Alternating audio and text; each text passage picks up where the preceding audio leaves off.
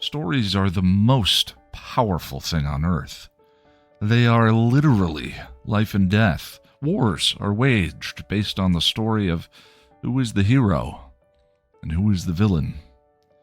You are the result of a story your parents told each other, the one-night stand, the soulmate, and friends who became so much more. Life and death.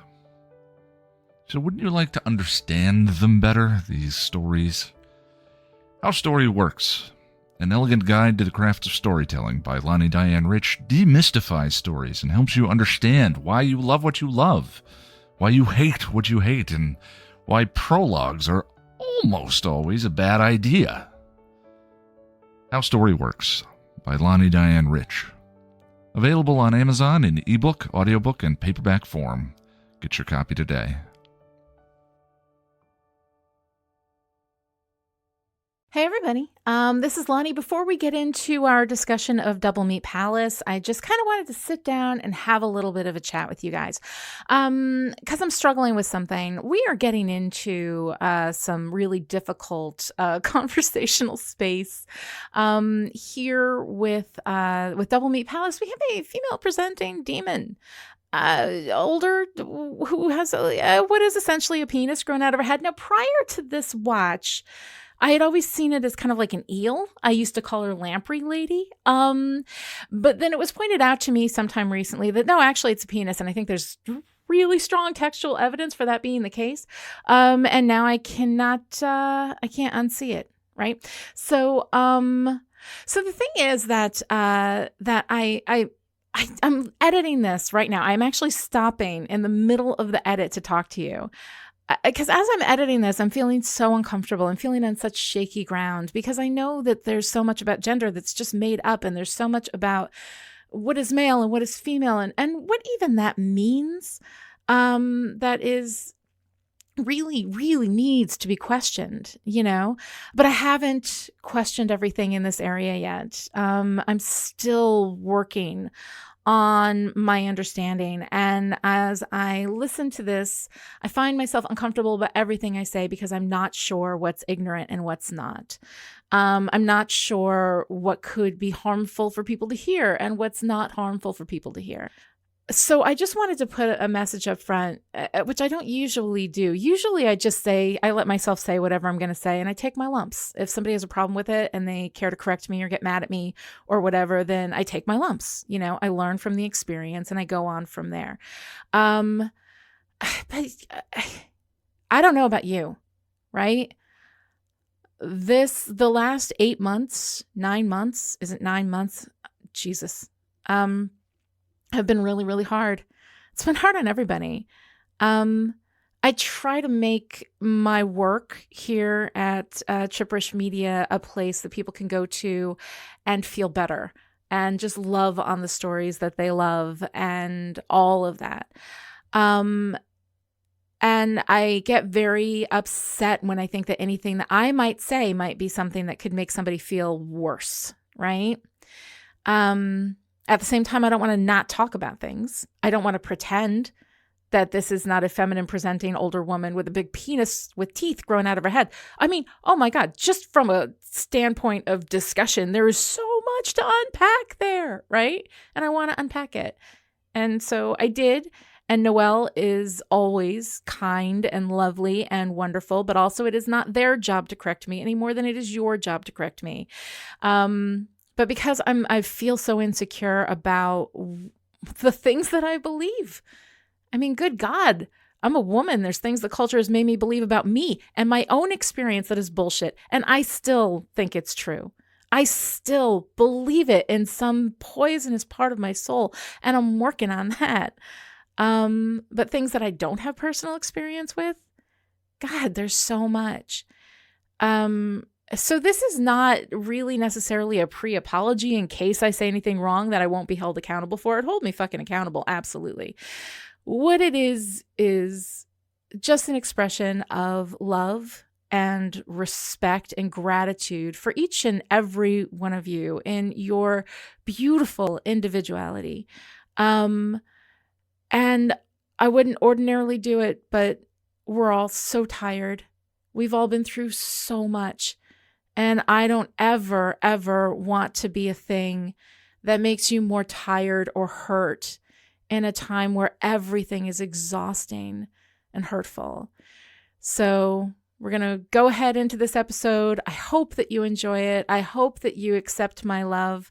And I'm sorry if I say anything dumb. All right, let's go.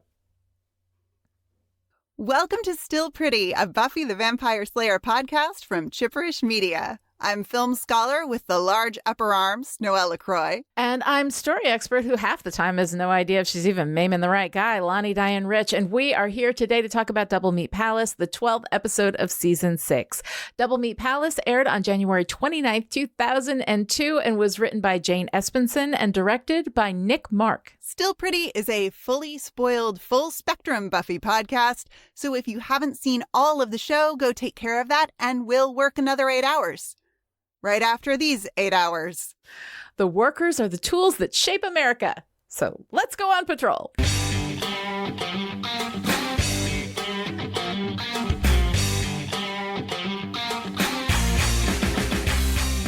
In Doublemeat Palace, Buffy gets a job at the local fast food place, Doublemeat Palace, where she is forced to watch a corporate video touting the meat process of combining a cow and a chicken to make the double meat burgers.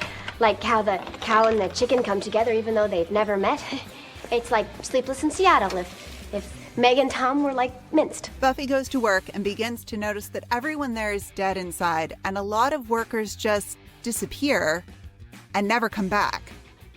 Meanwhile, the manager at Doublemeat is acting weird and tries to keep Buffy from snooping around. When everyone comes in to get burgers and support Buffy in her new job, she tells them her suspicions, but Xander poo-poos. It's fast food. I've swum these murky waters, my friend.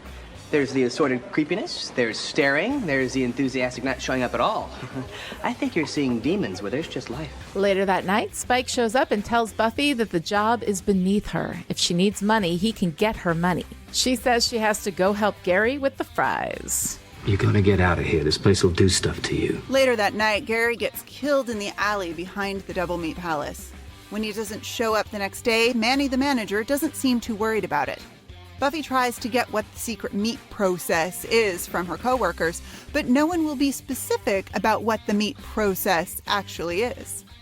Meanwhile, at Xander's apartment, Anya's old vengeance demon friend Halfrek shows up and is about to annihilate Xander when Anya clears up the misunderstanding. She summoned Hallie for the wedding, not vengeance. Hallie isn't so sure. So, you're marrying that man with the large upper arms? Why? Well, because I love him. We're gonna be very happy together.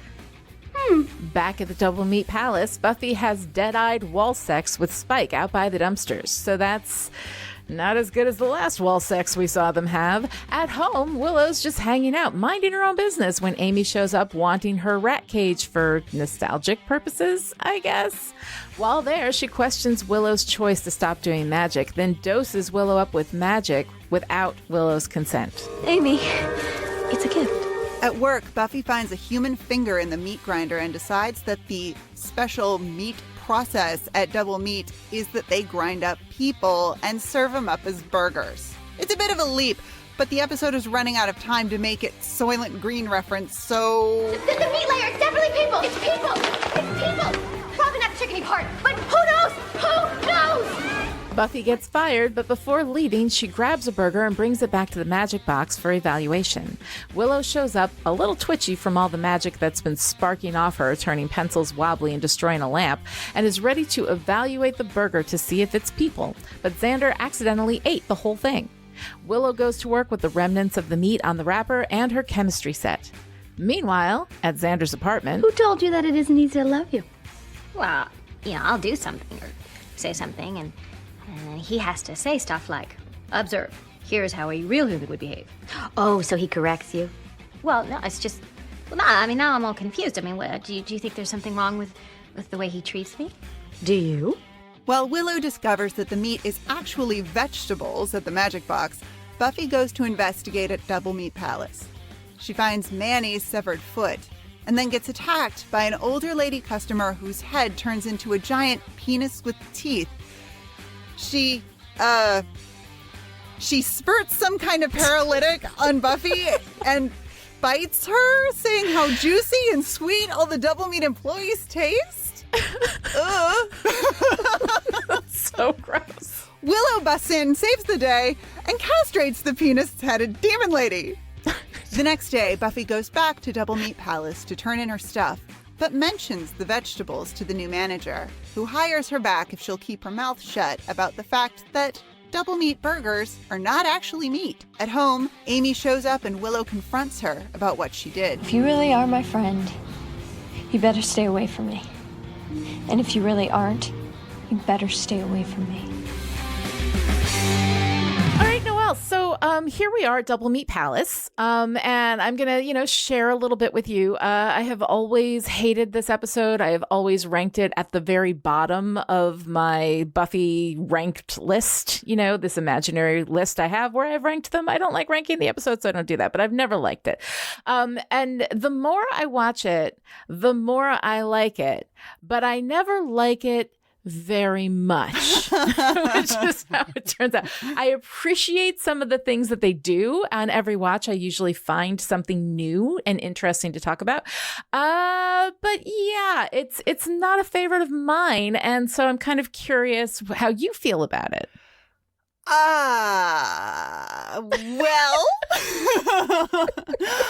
I feel like I should start us off with a joke. Okay. Mm-hmm. What? Just because I can, because I love this joke and I look for opportunities to tell it, and this is a great one. So, I love it. Lani. Yes. What happens when you cross a brown chicken with a brown cow? Noelle, I don't know what happens when you cross a brown chicken with a brown cow. What happens? Brown chicken, brown cow.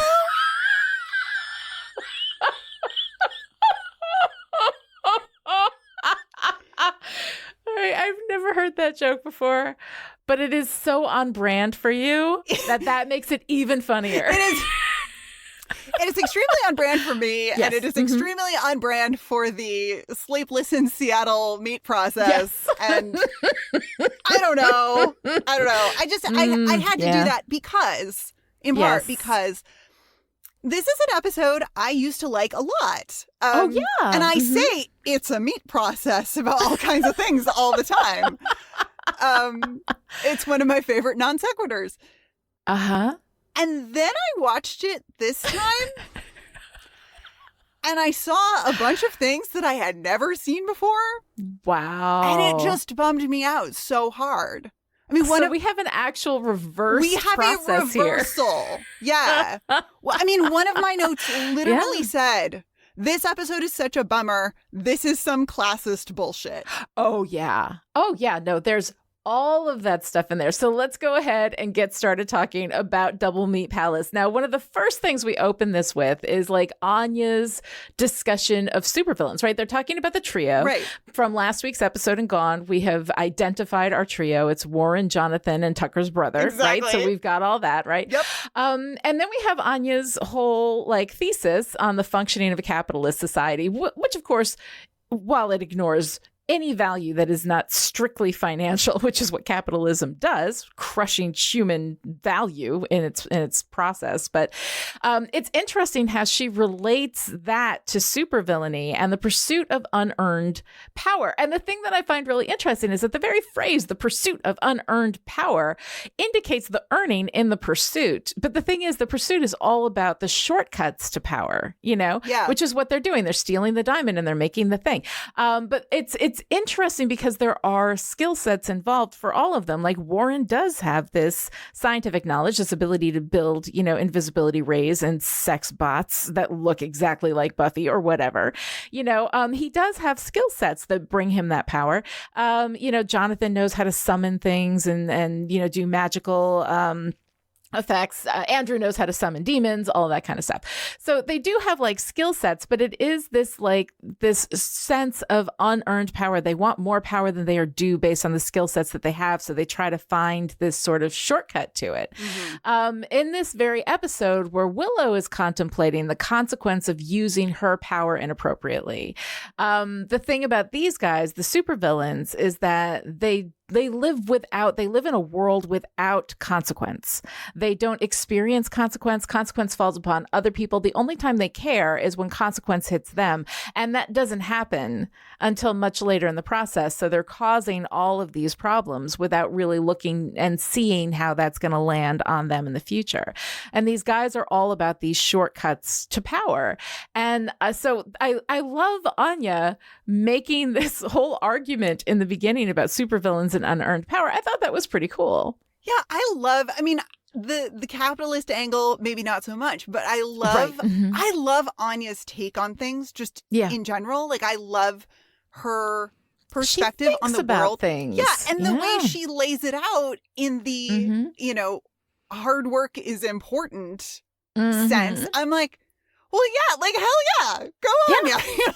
Yeah. But it's a really interesting point about what part of what makes supervillains villains is that it's not only misuse of power, it's also disproportionate power. Yes. And that is, I mean, I think that is going to be an ongoing discussion, especially about the trio and what they're trying to do and then what they end up doing and how that goes for them. Yeah. But I love this as an opening to this episode. Yeah. I think it's really, really fun. And then, okay, like I'm gonna kind of skip ahead a little bit because this was the thing. Like, every time I watch this episode, I see something new. Now, I'm going to say that I did not see this on my own. And now that I've seen it, the fact that I have failed to see it all this time, I have, prior to this watch, always referred to the demon in this episode as the lamprey lady, right? Yeah. Because she looked like an eel to me, like the way the demon's elongated body and all of that kind of stuff comes out of her head. Yeah. So, but it was recently pointed out to me by Ian Martin, a Passion of the Nerd, that this is a penis demon, right? To the point when I was like, no, right? And he's like, yeah, it's a penis. And then he sent me this picture.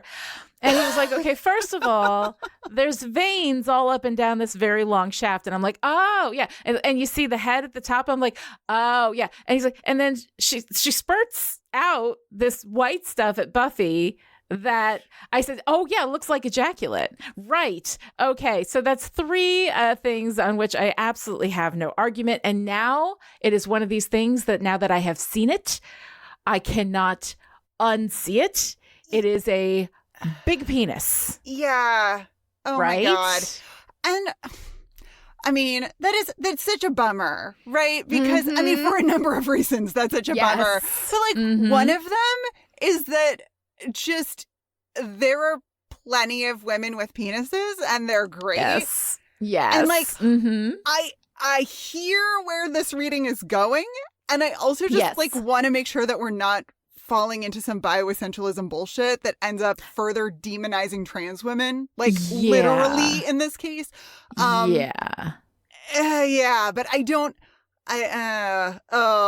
like it. I don't like it at all. I already don't like this demon for reasons that I will get into, but but that is and no, you're absolutely right. Like, there's a whole bunch of this because this is a female coded, not just female coded, but elderly female coded person with a penis, and it's a penis dentata on top of it because it has teeth. Now, here's the thing.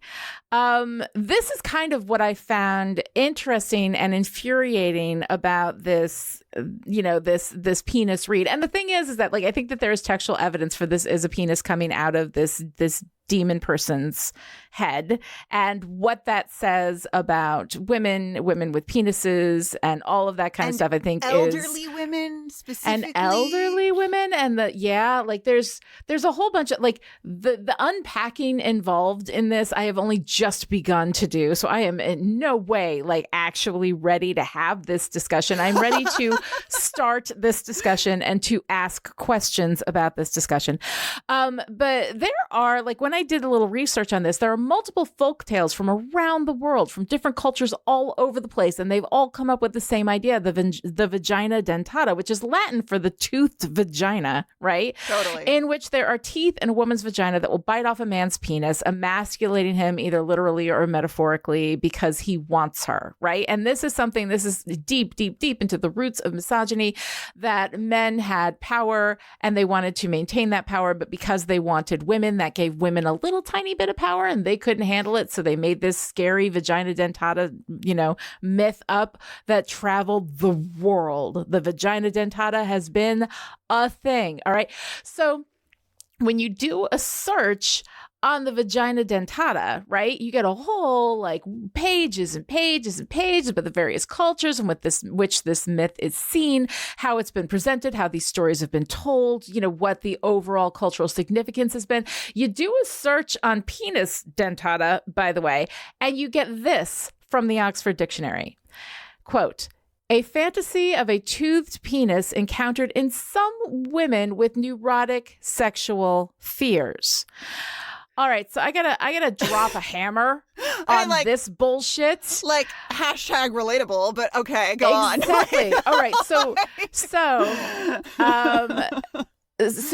people with vaginas who fear people with penises, penises, by the way, that have raped and assaulted people with vaginas throughout the history, like of, the universe, right? Then having a fear of that is not a normal result of this kind of violation behavior. It is neurotic fears. However, a person with a penis, I'm trying not to get into all this, men and women thing, but like the idea that there would be a fear of the vagina chomping off their penis and their masculinity, that is a completely normal thing to be evaluated and talked about in a million folk tales and intellectually discussed like it's a real thing. But it's a neurotic fear when it's women who have it. Like Totally. It's so fucking weird. Well, and I think that like when we unpack like widespread mythology like this, we really start to see the gendered nature of all of it, because I wouldn't even say, I mean, obviously not going to speak for everyone, right? Just speaking from my little corner under the queer trans umbrella, but like I don't even think it's people with penises. I think it is men in a treading super carefully now. Like a men in an almost mythical sense. Like when we talk about the power of men to inflict violence via sexual assault. Yeah. We're not talking about individual men and their individual penises. Like sometimes we are. Like sometimes the conversation is very much individual cis men and how they use their bodies as weapons. But I think the cultural conversation that we're having here, and part of the reason that talking, like making the distinction between men and women in these like monolithic cultural stereotype metaphor almost senses, and like individual people with bodies is both important but also really difficult and really fraught, because there are a lot of ways to present it wrong. And like, first of all, like I said, I am not ready to have this discussion. I'm not ready to make statements. I'm ready to ask questions. Aside from the statement that this whole idea makes me so fucking tired. Like I'm just tired thinking about it. It's such a difficult thing. It's a difficult space to talk about. And here we have the combination of a female presenting, not to mention older female presenting, with a giant penis as the demon, the assaultive part of the demon. It's so fucking complex. It's It's really complex if you start breaking it down and talking about like the cultural myths of, you know, vagina dentata or penis dentata or body parts and what does what to wear. And it's just, it's a really, really, it's a really ugly space. And like, I hate this monster.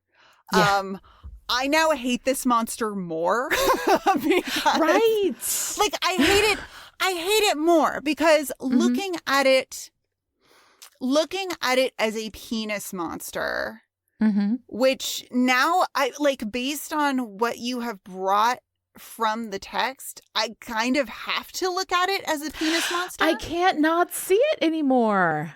It bumps I'm me sorry. out. No, it's fine. Like, see, this has been my whole experience with this episode, though, of like, now I'm really looking at it and I'm like super bummed out because of what that says. If this is a penis monster that assaults Buffy when she's having this like weird non-thing with Spike, which we'll get to. Yeah, we're going to talk about that. But also, like, the paralytic, you know, one of the responses to assault is the freeze response, right? So the very fact that this penis makes Buffy freeze with this paralysis. I don't like it. It's so disturbing. It was disturbing to begin with before I saw the penis. Now I've seen the penis. I cannot unsee the penis. It's worse. Like, it really is worse. And it is worse because it gets us into, like, we're already in the space of making an old woman demonic, which I will go off on in just a minute. But if it is a woman with a penis, that is a literal demon trans woman, and fuck you very much. Like, no, absolutely not. Well, right, because she's not dangerous until we see that she has a penis, I cannot. Right? Like, I cannot. No, I know. It's like, now you can't not see it, and it's oh so my God, fucking and it makes me horrifying. so angry. Like, that kind of, like, that level of metaphorical bioessentialism. I can't. I'm sorry. I'm out. Like, it's a fascinating read. Right? Like, Doesn't don't it get me make you wrong. so like, tired? I love. Like, oh my God, I I'm get exhausted. So tired when I think about this and everything that's involved in that. Just like gesturing. I'm just gesturing broadly in genderqueer exhaustion now, but that's fine. Oh, no, but it is a fascinating read. Like, and now I can't unsee it. Thank you, Ian. God damn it. I'm also kind of fascinated that I didn't see it, but also I'm fascinated that I didn't see it too. I went to a different place with it, which is the head monster has always reminded me of the xenomorph from the Alien franchise. Oh, yeah. Yeah, no, definitely. Which is, especially with like the squeaking that it does, or the shrieking kind of, it's got like a shrieking eel Princess Bride kind of thing too. Anyway. Sure. Yeah. But that franchise, the Alien franchise, is about motherhood in a lot of ways. Like, in a lot of ways that this podcast is not about at all. But that brings me to ageism, which is the reason I thought I hated this monster. But no, I hate this monster because it is ageism and trans misogyny and wonderful. There you go. Fun times at the Doublemeat Palace. The monster, the monster is literally an old woman, and I just cannot even. Like, I'm so, talk about tired, right? I'm so tired of this. Like, in Gone, we had Doris, the social worker, as the enemy. Yeah. Like, we had a middle-aged woman as the enemy. This week, it's Grandma Eel, the elderly woman who is the monster. And have we ever seen, okay, let's take a moment, right? Up until this point, I mean, we will see older women in power who are not demonized at the very end of the series. Like the literal end. At the literal last minute, we do have a group of women who are, but in Buffy, the oldest woman that we dealt with so far has been Joyce, who, by the way, maintained that woman knows how to moisturize, right? Yup. We have talked so much about how Joyce looks young, how she preserves her youth, how beautiful she is. And that makes her still acceptable as a human person, even though we do, I mean, Joyce, for the bulk of her time on Buffy, is a conflict vending machine. Yeah. You know, we don't really have her as a real character through a lot of that, although that happens with parents a lot, although Giles gets to be a full character. So, you know, do with that evidence what you will, right? Sexism, everybody. But there's so much. And the idea that a woman's value is deeply, deeply tied to two things she cannot control, her youth and her beauty. Yep. Those are discussions that require a lot more energy than I have at the moment. But I'm trying to think of an older woman in the context of Buffy who is not youthful and beautiful the way that, like, you know, the teacher and Teacher's Pet was, right? You know, that we have, like, when Jenny Calendar Calendar, like, is she even 35? Like, is she's like 35, but presented as an older woman, like in this context when we're doing high school students, 35 is older. That's right? Well, also women become invisible after 35. Like, women become invisible. Like, yes, you just you get mid 30s, and it's like you just disappear, and then you're a grandmother. We have so we have the woman. We have the teacher from Band Candy. Yeah. Right. What she calls Willow Little Tree. Yes. Yeah. So we saw her. She was a teacher. She was, again, just a background thing, you know. But yeah, like older women in positions of power, in garnering respect. We have almost Gwendolyn no Post, the female watcher from season 3, who was also still very young, very beautiful, and insane with the pursuit of power. Yeah. We have a couple of young-ish. A young is such a weird word. We have a couple of women who are possibly approaching midlife on the Watchers Council. We have, but in terms of like depiction of women over 35, we have the nurse, the school nurse, who was in with the swim coach on desexualized and absolutely like presented as horrible. There's the nurse who called and told when Faith was in the hospital to the mayor in season 3. Yep. Who was on the wrong side. She was evil. We've got an evil-ish nurse in the hospital taking care of the brain-sucked glory victims. We've got the lunch lady who poisoned everybody in earshot. Oh my God. Yeah, the grotesqueness of that, because I think I went off on that depiction because fuck that.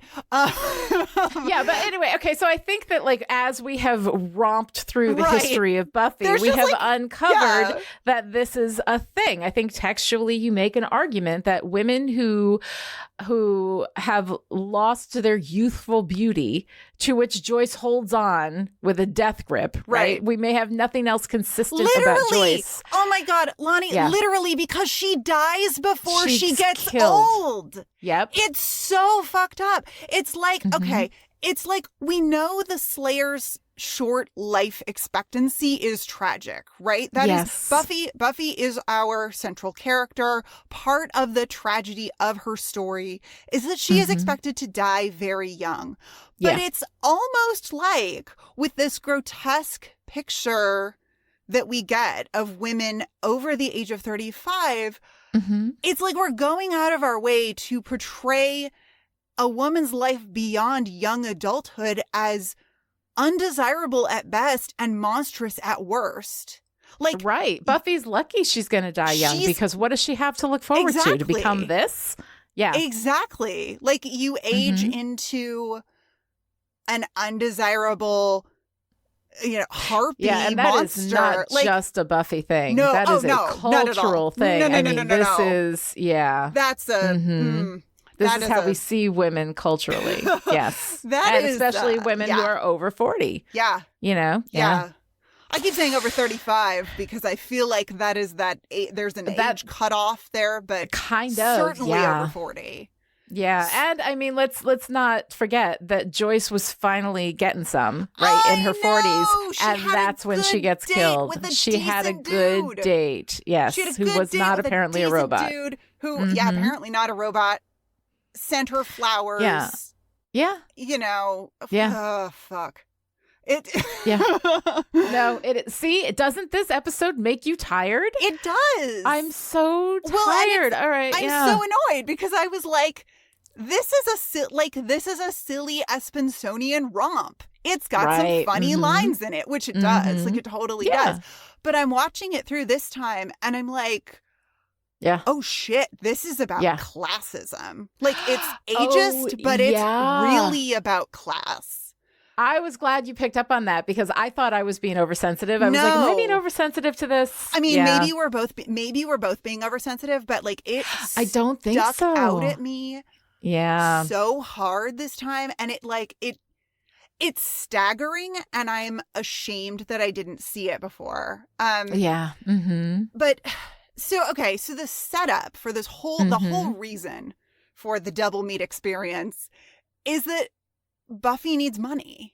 Yeah. And I really like her answer, her honest answer that goes over with Manny, the manager, like a lead balloon, but her honest answer to why she's working a fast food job. Like, it's great. Right. She needs an income right now. And this is how you do that. You know, this is what she has available to her. While also being portrayed that this kind of work is somehow undignified. Oh, I shall get there. Okay. All right. I have my notes. I'm just going to let you do it because you do so much more than I did with it. But yes, it pissed me off. Well, I mean, we were like, I think we were equally pissed on this one. Yeah. This is just, but okay. So the whole tone, the overall tone of this episode is very eerie. It is supposed to give us the sense of, like, you know, the sort of creeping horror. I know you're going to get into the 70s sci-fi references for that when we get there. And I agree. Like, it is very eerie. The whole Doublemeat Palace environment is eerie. But it's not for the reason that the show thinks it is. Yes. Like, it is eerie because this is how low-income jobs work for a lot of people. This is a story about class. You know, Buffy's coworker at the register, who is kind of killjoy because he's trying to keep her from joking, is trying to keep his job. Yeah. And then he says, he's talking about how to work the register, and he says a Cocker Spaniel could do it. And I'm suddenly in my head about how we look down on people who prepare and serve our food, but we still eat the food they give us. It is such, like so many isms, when you really start breaking down classism, it not only is it fucked up and harmful, but it makes no sense. Like, we make these rules so that we can break them almost. Yeah. And then before we know that the old woman is Grandma Eel, that she's being friendly to Buffy because she has, but we don't know, of course, that, like, she has this fondness for the double meat employees, and that's why she's, anyway, I hate it so much. But her saying that she could see Buffy working there for a long time is just friendliness. Right. Out of the this whole monster head situation. But the way that kind remark is portrayed is as doom and gloom. Right. Because the worst thing ever would be to work in fast food for a long time. That's the message that we are supposed to take away from this environment, and this stranger, like, who we, before we know she's a monster, is just being kind to somebody in the service industry. Right. Like, she's truly just being nice. Buttering someone up so you can eat them. Not cool, but be nice to people in the service industry. Yes, it's not creepy, absolutely. I promise. But almost everyone we meet, almost everyone we meet at Doublemeat Palace. I'm so sorry. I wasn't going to do it. No, it took me a moment to get it, and then I did. And yes, that's cute. You know what? You can cut that out. That's fine. I like it. But almost everyone at Doublemeat Palace is an example of weird people are probably evil because they're weird. Right. Which is classist. It's also related to the neurodivergent people are dangerous trope. Yeah. Which I God. This show, I mean, this show is not alone in any way, but this show does really well the weird people are dangerous thing.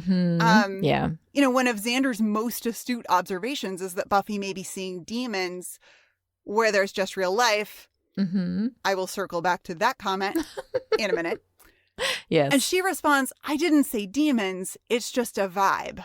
Now, I'm a big proponent of trusting your gut. Huge. But when the vibe is they're poor, no. Fuck you. Right. The vibe here is minimum wage employment. Yes. And I don't think Spike is right when he says that Buffy is trying a normal job for a normal girl. I believe her. I think this is a get money quick plan in a way that is responsible and not Spike's I could get money temptation. I can get you money thing. Yeah. I don't know why, but I find that offer of money from Spike especially chilling. Well, yeah, because you know where he's going to get that money. He's not going to work for it. Like, he's going to take it from somebody, and God knows in what way. I mean, the fact that he has a chip and he can't, like, physically hurt humans doesn't mean he can't do other shit. You know, other evil shit. Yeah. Yeah, I think it's that, like, I don't know what he's going to do, but I know what he's going to do kind of thing. And he has no problem with it. He's not, like, he's I can get you money. It's one of the creepiest parts of this whole episode to me. Oh, God, this episode is so full of creep. It's so full of creep. There's so much. Yeah. But then he says, this place will do stuff to you. This place will kill you. And the tone is very much, you're too good for this. And again, with the classist bullshit. Yes. Like, it makes me so angry. Especially because there's not anything wrong with any of the people that Buffy works with. This is the old man with the Rice Krispie treats all over again. Exactly. Yes. I actually really like Philip, the guy who teaches Buffy to use the grill. And not just because he delivers my favorite line. It's the meat process. It's a process. They do it to the meat. It's so good. I feel some kind of way about the fact that he says process with this little bit of a twang. Yes. Because again, like, we're upping the creep factor by dialing up the quote unquote poor whiteness of it all. And I do think whiteness is a part of this. Yeah. Notice that there are no the people of unbearable color. Whiteness of Buffy. Let's not. Yeah. But like, we've seen, like, I mean, I know the bar is in hell, right? But we've had people of color in the background more and more in season 6. And bar is in hell, I'm saying. This is nowhere near good enough. But notice that there are no people of color working at Doublemeat Palace. Yep. Because in a white supremacist capitalist society, white people working minimum wage jobs gets cast as tragedy. Yep. Or in this case, tragic, creepy. But I was talking about Philip, who I actually really like. Back to Philip. Back to Philip, my friend who gets coded as poor white. Not going to unpack that.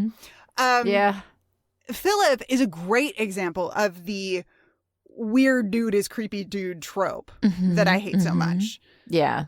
The conversation he's having with Buffy is a little unexpected. Like, he doesn't completely grasp some of the generally accepted boundaries for conversations with coworkers. But nothing he says is predatory. In fact, when he says, you want to look inside my ears? Yeah. It doesn't sound lurid. To me, Philip comes across as neurodivergent. Sure. Mm-hmm. He's pretty delighted with his ear cleaning kit, and I think that's great. Yes. I think it's great. Uh-huh. I think Philip, like the unsung hero of Doublemeat Palace is Philip. Yeah. I think he's pretty great. And then we get this whole thing with Dawn on Buffy's job potential. Yeah. And it just drives the classism theme home, doesn't it? It does. Although in a lot of ways, okay, it definitely is on the classism bus. Like we are this whole thing. And like just before we get to Dawn, I just want to like co-sign like everything that you were talking about. I absolutely see everything that you're talking about there. What drives me crazy is that we have a system in which a full-time, like culturally, we denigrate people who don't work for a living, right? Who don't have full-time jobs. And then when they get full-time jobs, we denigrate them for having those full-time jobs. We use particular jobs within, within especially the food service industry, but there are others as well, to be code for the people who have this job are lesser and need to work to get further ahead. Whereas the reality of it is that in a country that does, supposedly have a system that supposedly, according to Anya at the beginning, relies upon and values the worker, that anybody who has a full-time job should be able to take care of themselves and their lives with that full-time job. The fact that you can have a full-time job and still not have enough to support anybody other than yourself, you cannot support a family on it or whatever, that in itself is a system that is built to get people into particular kinds of jobs and then look down on them because they have those kinds of jobs. All of that, to me, like the idea that somebody can have a full-time job and not be respected in that full-time job is just offensive to me. So that bugs me. And that's a big part of like culturally how our system works. But I think you're absolutely right in the fact that these are all white people and that white people working this job is viewed as tragic and that we have to have all white people in this job in order to send that message home. That is some extra bullshit on top of the meat process here. But then we get to Dawn. And the thing is that, yes, Dawn is absolutely saying Buffy will never be anything more. And how sad that is, that Buffy will never be able to, to be a lawyer or to be a doctor or to be something in one of these industries that we actually, respect for their hard work as opposed to the other hard workers that we then piss on. Right. And that Buffy won't have the opportunity to do that because she has the most important job on the Hellmouth, which is being the fucking Slayer. So as far as like Buffy's importance in the world and that Dawn is associating Buffy's importance and happiness with doing something other than Doublemeat Palace for actual money. That's one thing. I do like, though, that Dawn is looking at Buffy and having empathy for Buffy's circumstance and recognizing the challenges that Buffy faces. I do like her empathy there. I do like that she's seeing things from Buffy's point of view, That's a really good point. Well, and she's also talking about her own future in that same conversation and the sort of, the compare and contrast of this is my sister's life, whereas my life could be very different from hers. And isn't that a bummer? Which also, again, I mean, I don't know. This gets me into education too. Yeah. Because let's not forget that education is behind a paywall, right? Yeah. A really fucking serious paywall. And people, like, we've got so much student debt and people who go into, like, there are huge economic factors at play in all of this because that fear of having to work a job that you didn't have to go to college to get is what makes you go into ridiculous amounts of unbelievably crushing and predatory debt in order to not have to work that job. In order to not be poor, because the worst thing you can be is poor. Mm-hmm. And I don't just mean that in terms of like, this is capitalism and like you will suffer if you're poor, but like you are a bad person if you're poor. Yeah. You are a lesser, you are a lesser human. Yeah, you are a lesser human if you're poor. Mm-hmm. Your poverty is a measure of your worth as a human life. Yeah. But you know how much money there is in student loans from people who go to school and take out all these loans to pay for something that is ridiculous when tuition at at one of these schools, and I work at one of them, like is equivalent to a higher end non-entry level full-time position annual salary. Like it's the whole thing kills me. It's bananas. It's all bananas. So terrible and awful and just fucking cruel. And then our fiction is like co-signed. And then the fiction comes in and plays around in this space, which is not a lot of fun.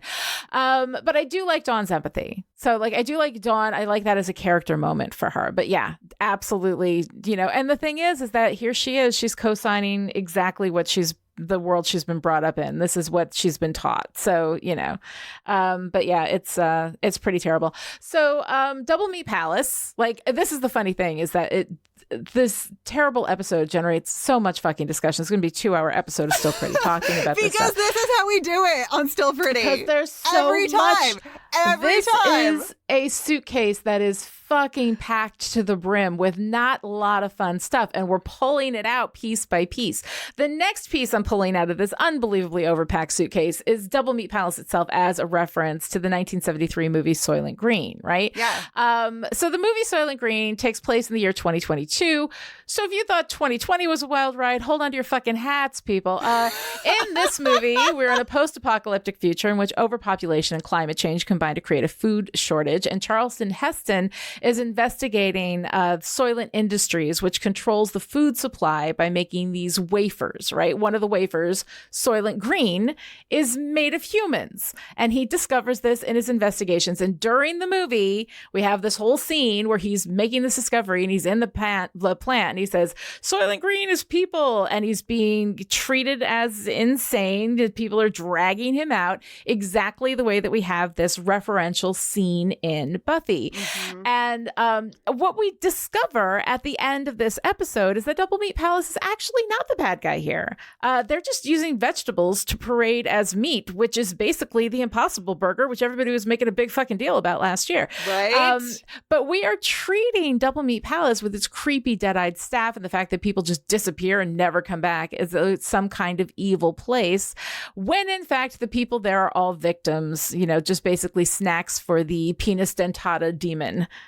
Who I think maybe we should just call her Grandma Eel and just not go back there. But anyway, so the thing is, from a story perspective, there's a few things that I really don't care for here. One is we're being misled throughout. If you go back and you watch the whole thing over again, right, knowing what you know, you realize that a lot of this stuff is just flat out lies. The ways in which all the people are creepy. So that means that they're in on it. They're not in on it. They're victims. They're being eaten and unmourned. Nobody cares that all these workers have gone missing. These people, that's the thing, actual literal disposable people that we've got here working in the fast food industry. So we've got that again.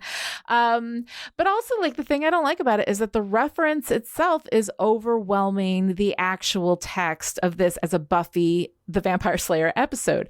We've had references before with the cinematic fairy tale of Hush, but that didn't overwhelm the Buffy world. It was brought into the Buffy world. And the same thing with Once More with Feeling, where we have this very cinematic 1950s musical kind of feel to that episode. But these episodes still feel like Buffy. And this episode doesn't feel like Buffy to me. It's working so hard for the reference. I mean, right down to the Buffy screaming, it's people and being dragged out, right? Well, maybe not the chicken part, but who knows? Maybe not the chicken part. We don't know. It's funny, but it is so working that reference. Yeah. It feels like it ceases to be an episode of Buffy and instead becomes a Buffy-flavored reference rather than a reference-flavored episode of Buffy. And that's another thing that has always bugged me about this episode. Yeah. No, that's a really excellent point, that it's working so hard to do this. It's working so hard for this one thing and for the twist that is not the twist.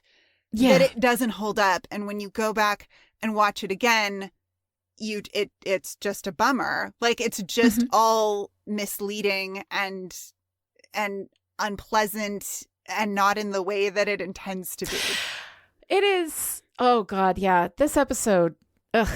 I mean, and the thing is that like I've always hated this episode, and then I come back to it and I see things that I actually think are kind of fun, like when we get to talking about Anya and Halfrek, which I absolutely love in this episode. But before we've got a couple more raunchy things to pull out of this suitcase.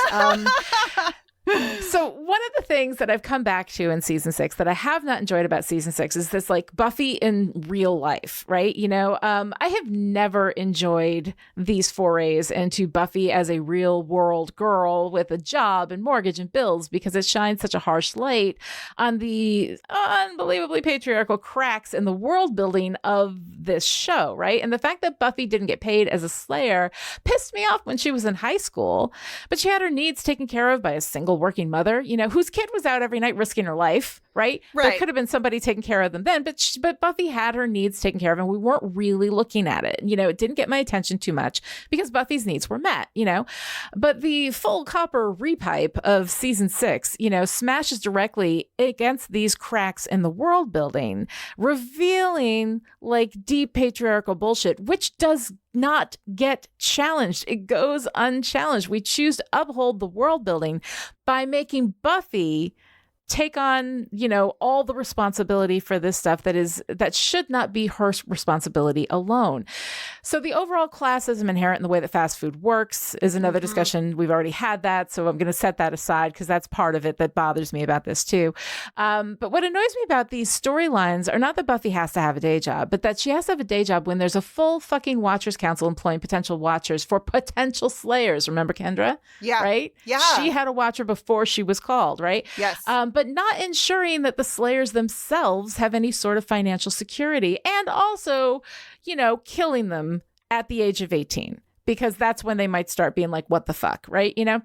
Yeah. So when we live in a fantasy world where bills are just paid, you know, as they have been all along, Buffy never questioned the cost to Joyce every time the house was destroyed by demon-y hijinks until this season, right? Yeah. Then okay, you know, fine, whatever. It's still bullshit, but everything's taken care of and we're not doing it. But now we're taking the fantasy show out of our fantasy world and applying real world rules to it without applying them universally to things such as the Watchers fucking Council, right? You know? Yeah. So the cost comes fully out of Buffy's hide, you know, without like putting this reality in through the whole thing. We just apply it to Buffy in this very kind of like macro lens thing, you know, without looking at the how changing the way this affects Buffy changes the way the whole world works and functions within this fiction. Yeah, it's a huge tonal shift. We go from, we don't really need to think about where the money comes from or where it goes, to, no, that is actually one of our storylines this season is, where do we get all the money to fix the house that keeps being destroyed by demons? And that's just one example.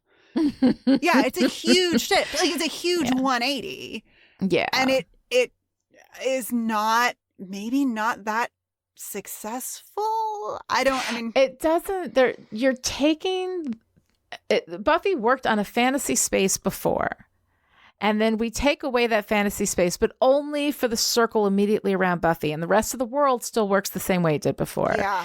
And it's that cognitive dissonance in season 6 that in some ways, I kind of like I've said, that we've got the bad guys who are human. And at the end, you know, our season level bad guy bringing about the apocalypse is Willow, who also is human. Yeah. You know, that the idea that there is human evil and that the having a soul does not, you know, protect people from that. I think those are really interesting discussions. There's a lot of things happening in season 6 that I think are excellent.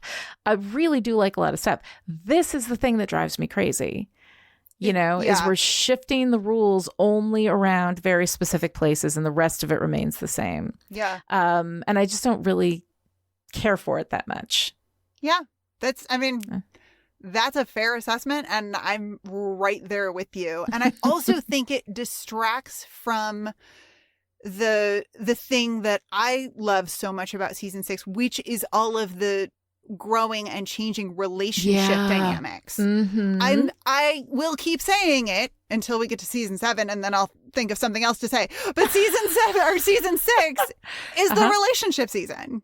Yes. It's about relationships. And I'm seeing more and more, especially as we talk about Buffy and Spike, how it is also about the relationship with oneself. Yep. But I'm not quite, that is a wee baby thought that I do not have notes on.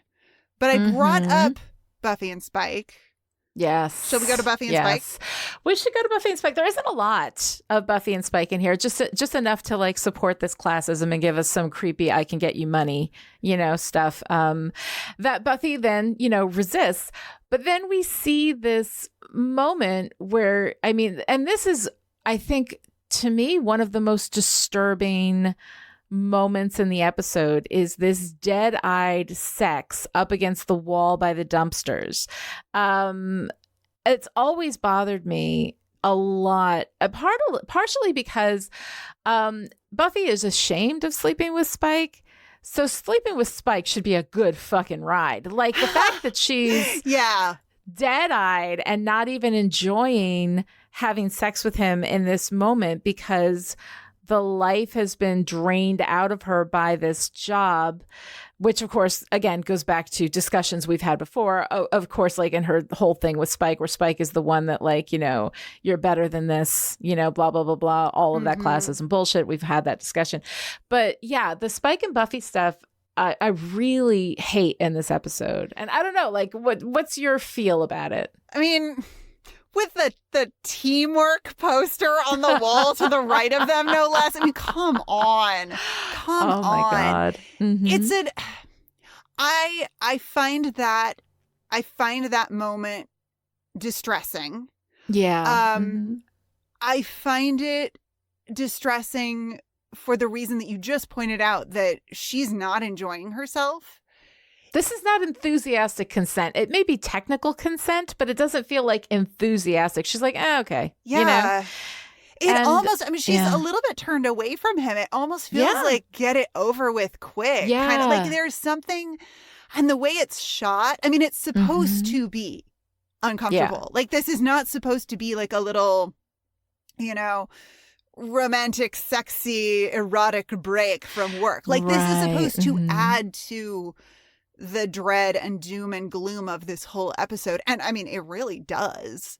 I find it upsetting. I find it a possible but maybe clunky parallel with Willow's recovery storyline. Yeah. Because Willow, Buffy has decided she's not going to have sex with Spike anymore. Willow has decided she's not going to use magic anymore.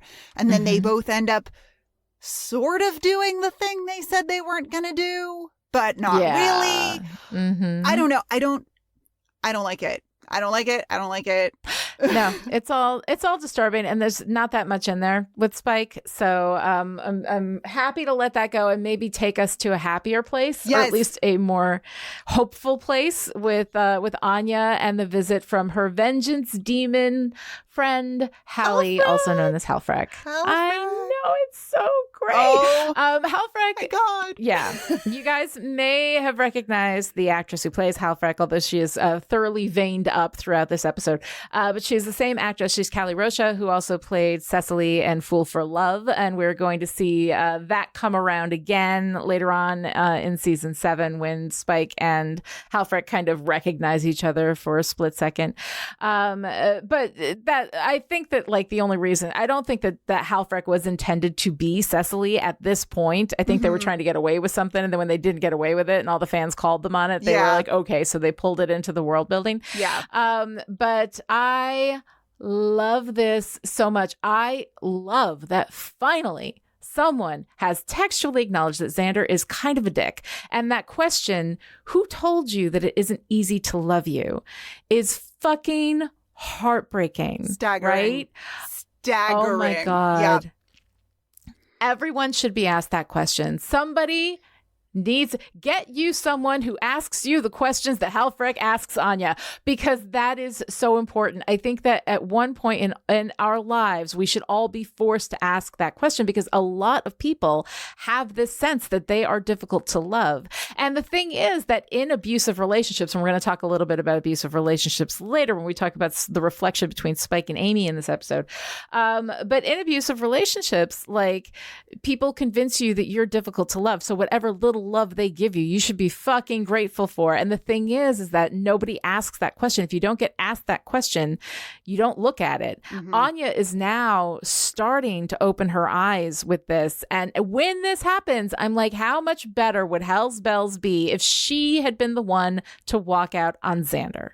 Oh, holy shit. That is a completely different story.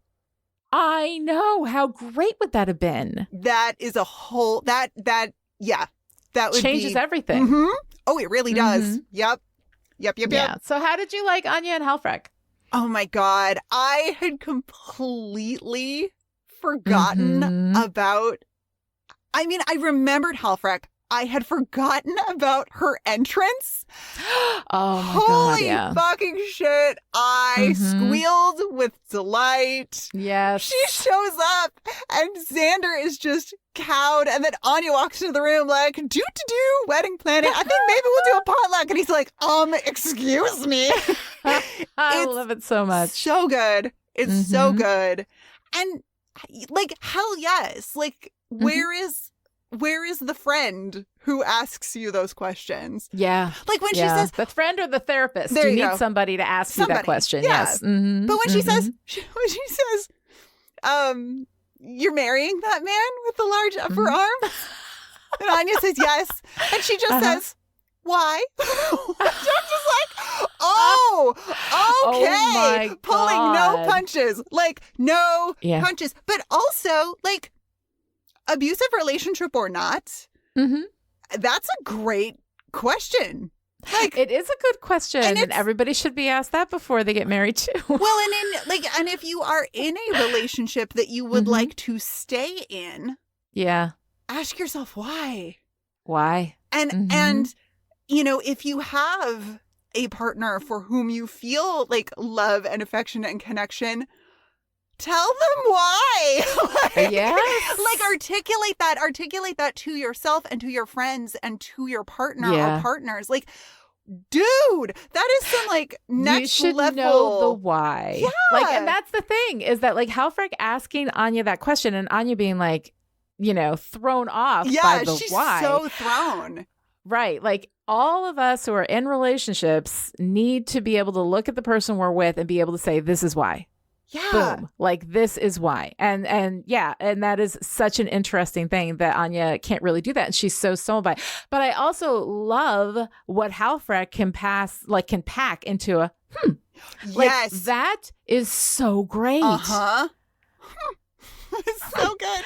I love that whole thing. Oh my love God. that whole thing. And it's so great. And Xander, Xander in this episode, in the beginning when Anya starts talking about everything and he's like, oh yes, let's hear the money is so great speech, you know, and then Willow says yes, and you'll be hearing it every day for the rest of your life. And the horror look on Xander's face, the fact that he doesn't appreciate anything about Anya and that everything is something that he has to suffer through. And then when Anya says, you know, he loves me, which isn't easy, that is such a heartbreaking moment. And then to have Halfrek bring her little into that. I love it so much. And Xander's obsession too about, was Anya veiny like that when she was a demon? Well, what does it matter? You love her.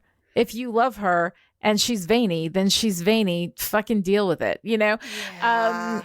But I mean, all of this, like, after all this time living with this like textual rubber stamp that Xander and Anya are good together, that he endures her like a good boyfriend, and that this treatment of her is okay, having it textually acknowledged as what the fuck, is honestly one of my favorite things. I love this moment. I always forget it's in Doublemeat Palace because I never think well of Doublemeat Palace. But yeah, I love this moment now. It's so nice. Well, and it feels more like Buffy. than Doublemeat Palace. Like, even though Buffy herself is not part of this dynamic, all of the Anya, Xander, Halfrek stuff feels like an episode of Buffy to me. Yeah. Yes, it does. Absolutely. So way back at the beginning of our discussion, I mentioned Xander putting demons and real life in opposition to one another when he weighs in on Buffy's assessment of her Doublemeat Palace coworkers. And I mean, I know we've already unpacked the like giant baggage of this episode. Yes. But this is like our little carry-on bag, right? Like this is our little this like fits neatly under the seat in front of you. But let's take a look at that, because he's just put demons and real life in opposition to one another. Yeah. When his fiance is an ex-demon. Yeah. And not just an ex-demon, but an ex-demon who is getting more in touch with and feeling more connected to her demon past as they're planning this wedding, this huge event in their lives. And he's just in that moment, in this very subtle, you know, like anti-demon microaggression, really just like erases her from the conversation in a way that is like really shows, I think, the depth of his lack of care and consideration for her. Yes. And I don't know. It's yet another one of those things. He's not embracing any of this demon stuff with her. Every time she brings it up, he dismisses it. He is erasing 1,200 years of her existence. Yeah. And he wants to know if she looked like that, but then not really. Like, it's so... Oh, yeah. No. I mean, he doesn't love her. He loves that she's beautiful and that she loves him. Yeah. He does not love her. That is not love. They're really seeding this breakup. They're really doing it. Seeding this breakup. Yep. And they've been seeding it. Like, he has been treating her like this since they got together. I've hated it every moment. And now we're finally getting to Hell's Bells. And a lot of people don't like Hell's Bells because it's so awful. And we talk about how awful Xander is. We're going to get to that. But the emancipation of Anya Jenkins, for me, is pretty freaking awesome. Yeah. So, no, I like that. I like that a lot. So now let's just keep going talking about abuse. We have Spike Speaking and Amy. Of abusive relationships, our favorite topic here on Still Pretty. Speaking of abusive relationships could well be like the most frequently used segue on Still Pretty. We do have that. So Spike and Amy, one of the hallmarks of abuse, right, is not just that someone does something that hurts someone else, but that they do it while imposing a narrative on that person, which makes the victim feel complicit, like it's their fault that they are enduring the abuse, or that they don't have a choice, or that there's something essentially broken within them that makes the abuse okay, right? Which is essentially what Anya has been led to believe with Xander, right? Yeah. But in Doublemeat Palace, we see this kind of narrativizing of the experience happening with Spike with Buffy, and then again with Amy with Willow. Like Spike with Buffy, he's like a normal job for a normal girl, insinuating that she is not a normal girl. Yeah. Is that the kind of demon that you are? Yeah. You don't belong here. You're better than this. So Spike's constant refrain is that Buffy is more demon than not, and that she belongs in the dark with him. And we are going to see him when we get to Dead Things next week. We're going to see him saying "in the dark with me." I hate right? That's scene. where you belong. I'm putting it down right now. I pre-hate that scene. Anyway.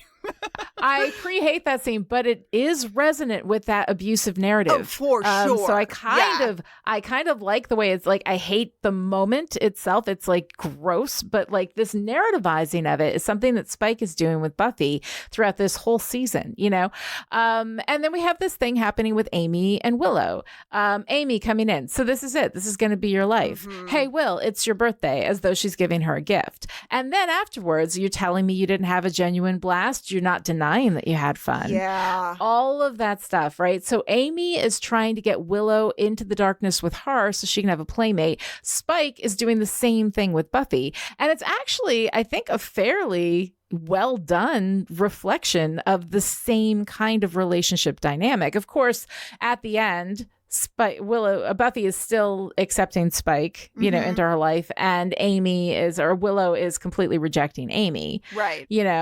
And we are seeing both of those as being the correct decision because we have this relationship with Spike that we love, even though he's really being abusive in the way that he is managing that narrative with Buffy.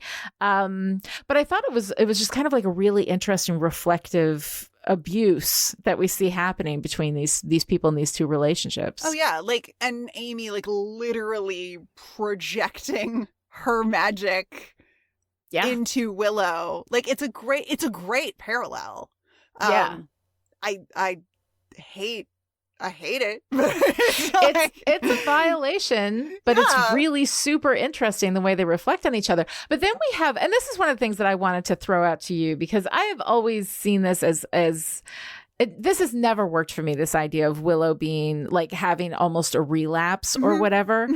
Because one of the weakest parts of Doublemeat Palace, I would say weakest as far as the writing itself goes. There's a lot of terrible things in here that are societally rubber stamping things that are just absolutely terrible. But this is just bad writing, I think, is this tempting of Willow where we're not actually tempting her. As Xander had said last week, relapse is part of recovery, and that can be part of that process, and that's accepted. Yeah, as someone in recovery, I take umbrage with relapse as a given, but please continue. As a given. Yeah. No, I don't think that I think that relapse does not mean your recovery has failed, I think is how I read that. That if a relapse happens, it does not mean that your recovery is over and you're just done. That it can be part of that process. That relapse doesn't negate recovery, I guess, is how I read that. So I definitely understand where you would take umbrage with that phrasing. Absolutely. I think I rephrase. Yeah. Yes. And it's not, and this is not about you and your phrasing. This is about Xander's phrasing when he speaks to Willow about, right. Relapse is part of recovery. You can just come clean and tell us that was, in Gone. And I don't, I don't want to get all 12-step with everybody, but I don't know. I don't care for that. It goes back to my little rant about if you're going to tell a story about addiction and recovery, right. Please be more nuanced about it and don't just kind of fall back on tropey nonsense without thinking about it. Right. Earn the storyline. There you right? go. Yeah, sure. Earn the storyline. Which yes, is exactly completely. what you are unpacking here with Willow's quote unquote relapse ?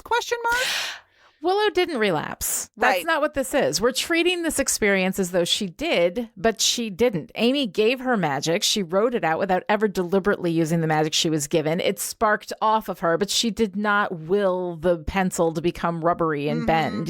She did not will the lamp to, explode or whatever. Yeah. And when she has to do the work, she doesn't use magic. She uses chemistry. You can tell by how damn slow it is. Right. So, also, she doesn't need Amy's magic. She already has magic. She has it within her. It is part of who she is. She can pull on magic anytime that she wants. She doesn't need Amy to throw a spell at her. And then Amy making this argument that that was my magic. It wasn't your magic. It was completely legal. Yeah. All of it's bullshit because all of it's Willow's magic. But the thing is that she didn't make any choices here except to not use the magic when she had it. Yeah. Which was a choice she was already making because she always had the magic before Amy walked in and blew her up with magic anyway. So this whole thing, she didn't fall off the wagon. She didn't choose, through weakness. She just did the same thing that she does every day, choose not to use the magic. So all of this feels, I did, when she was talking to Buffy about the experience, about feeling the magic and how difficult that was and how shaky she was, I felt that was but I didn't feel like the rest of the episode, the way this was built without giving Willow a relapse. It's telling a relapse story without giving Willow a relapse, without making Willow responsible for any of it. None of it is her fault. None of it is her choice. So yeah, and I feel like it doesn't work for me. I feel like we see that pretty well. I feel like we see her choose not to use her magic. We hear that, I think it's Dawn says she goes to get Willow and you know, she's in her, like, I knocked on her door, but like she didn't answer or something. Like Willow, when she realizes that she's been shut up with magic, like hunkers down. Yeah. And then, oh God, it's so sad when they're at the magic box and she says, "You go, we'll be good." And I'm just like, oh, honey, like she's clearly like, she clearly is not having a good time. Like she's really actively not using magic. And when she's doing her chemistry, she's saying, "I don't need magic. I don't need magic." Like she's doing her mantras. She's like, she's got it going on. And it's because there's so much else going on in the episode. I think we don't get to see enough that we don't get to highlight enough that the choice that she makes is to not use this magic. Yeah. And then her little drive-through confession just like breaks my heart when she's like, you know, it was Amy's and now it's gone and I feel shaky, but I feel like I need it. Like she wants to do it again and she knows she's not going to, but like just that desperation of feeling like, I know I didn't do this on purpose and it's not my fault, but also but the thing is, like, she always has magic. Yeah. So it's always in her. Amy doesn't do that to her. Like, you know, so that's the thing. I think that again, she always makes this choice every day. She was just continuing to make a choice she already was making.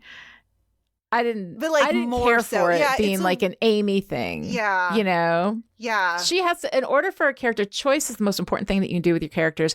If you don't make them make a choice, you are not doing the most with your story. If she asked Amy for that hit, if she was like, okay, this is a way that I can do it and it's a side thing. And then if she asked Amy for that hit and then chose not to use it, that would be interesting.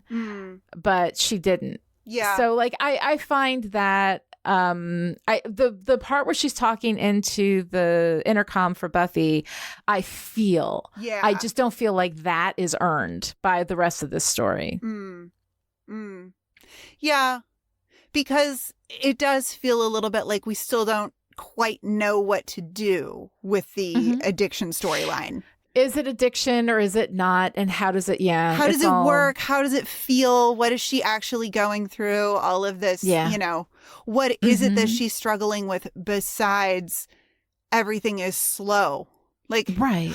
Which is a weird, right? Like that's a weird angle. Like getting on Willow's case about using magic when she has it is like, I don't know, like getting on Thor's case about arm wrestling too hard. Like, I don't know. Like it's like a weird, it's a weird thing. It never really clicks and works, this whole magic. Because no matter what, it's like trying to put a sheet on a bed and the sheet is just a little bit too small. Like there's always going to be one corner that's not covered. Yeah. You know, like you start pulling on these edges of it and then you got another corner that's not covered. Yeah, it always feels like that with this magic storyline, is that you start pulling it in one direction and then you're like, nope, that doesn't work because of this. And then you start pulling that direction, like, nope, that doesn't work because of this. And then it just ends up being this whole thing. Yeah. You know? Yeah. And this is such a tiny little note, but it feels like next level shitty to me that Willow's friends ask her to come to the magic box. Yeah. I don't know. Yeah. You don't ask your recently sober friend to come to the bar with you, you guys. Yeah. Like, come on. Please don't do that. Yes. Please don't do that. That's not It is. But again, because we don't fully explore this as an addiction, because we don't really treat it. We use it as an addiction when it serves us, and when it doesn't, we ignore it, you know? And that doesn't give you good story juice. It just doesn't. You have to make it work in all the circumstances. So yeah, don't invite your recently sober friend out to the bar. Yeah. Don't do it. Have them over. You can eat chocolate. It'll be awesome. All right. Oh, after the vaccine. Okay. So anyway. Oh God. Yeah. Everything is so horrible. All right. So Noelle, what's your favorite part of Doublemeat Palace? It is Halfrek's entrance. Cower, masculine one, tremble as you face my wrath.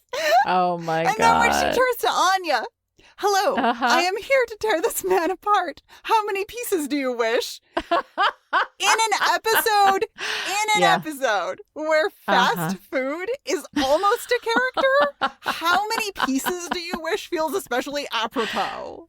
Yeah. Well played, Espenson. Well played. That's Espenson. I'm telling you, she is fantastic. I know this is not one of my favorite episodes. Jane Espenson is one of my favorite writers. And she does have like those moments, the stuff she does with dialogue and with these little character moments is just brilliant. Jane Espenson, I will guarantee, is like she, Yes. that's Espensonian. Yep. Absolutely. Speaking of which, that's my favorite part. Like, I love Halfrick confronting Anya with the reality of this situation and also loving Anya and appreciating who Anya is and knowing who Anya is and loving that. Who told you that loving you isn't easy? Or who told you you're not easy to love? Everybody, just fucking ask your friends that question and make them answer it until they realize that it's bullshit and that they are easy to love. That's a command. That's a Still Pretty command. That's I'm a just saying. mic drop is what that is. I mean, damn. If you enjoyed this conversation and would like to join in, connect with the show on Twitter. Follow @Chipperish and use the hashtag StillPretty. This episode of Still Pretty was brought to you by the Chipperish Media producers who support us on Patreon at the Power Producer level. These people are the reason why Still Pretty is coming to you free and ad-free right now, so thank you to our December producers. Shelley, Kristen, Jonathan, Rose, Erica, Alice, Abigail, and Sarah. And this week's special message for our power producers. It's a meat process. Oh, that delivery is perfect. To find out how you too can support Chipperish Media, visit patreon.com/Chipperish. Other ways to show your support: write a great review on Apple Podcasts, tell your friends about the show, or choose to be in the consumer service profession. And I'm a consumer. Service me. We will be back next time with Dead Things, the 13th episode of Season 6. Until then, cower, masculine one, tremble as you face my wrath. She says she has to go help Gary with the fries. If you know what I mean. No. If you know what I mean. Something about the way you said that, I was like, yeah, Gary with the fries. Sounds no. mildly euphemistic, No. but it's really not. She just had to go help Gary with the fries. Yeah. I mean, Yeah. sometimes.